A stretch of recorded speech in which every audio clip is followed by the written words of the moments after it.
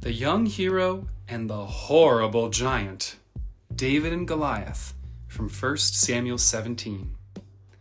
God's people had some scary enemies, but the Philistines were the scariest of them all. And now the Philistines had come to fight them. The Philistines had a secret weapon called Goliath. Goliath was a terrifying soldier, and worst of all, a giant. A giant so strong and so tall and so scary that no one had ever been able to fight him and live to tell the tale.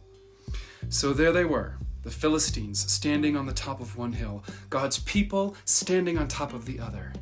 Every day, Goliath came out and shouted, "Send your best soldier to fight me. If he wins, we will be your slaves. But if I win, you will be our slaves." No one spoke. No one moved.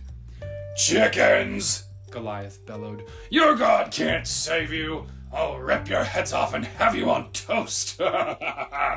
His beady, greedy eyes glowered at them hungrily from under his horrible helmet, as if any minute he really might just gobble them all up. And he laughed, his terrible laugh. It boomed, echoing horribly around and around the dry, dry valley. Well, Goliath might just as well have been a green, slimy monster with 3 heads, because God's people froze with fear. Their eyes glazed over, and they turned deathly pale.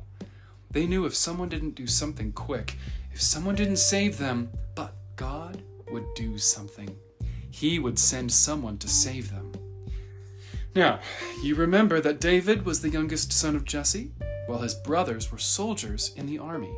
One day, when David brought his brothers their lunches, he saw Goliath, and he saw how scared everyone was.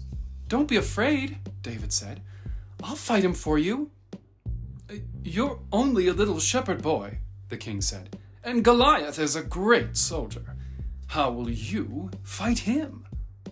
"God will help me," David said. So the king gave David his royal armor to wear, but it was too heavy and too big, and David couldn't even walk. "I won't need this," David said.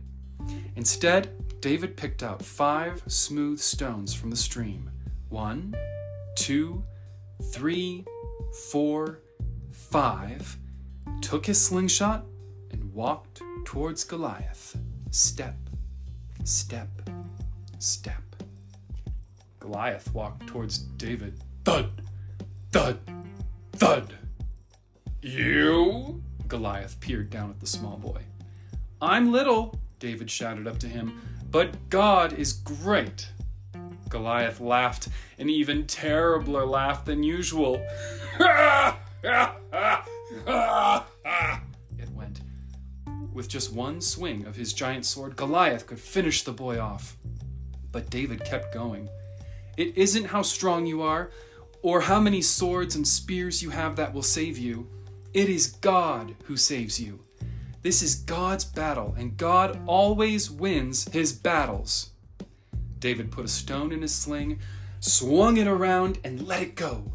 The little stone flew whiz like a bullet through the air and struck Goliath, thud, right between the eyes.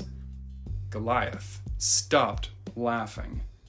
He stumbled and staggered and crash fell dead. When the Philistines saw Goliath was dead, they ran away. And when God's people saw them running away, they cheered. God had saved his people. David was a hero. Many years later, God would send his people another young hero to fight for them and to save them. But this hero would fight the greatest battle the world has ever known.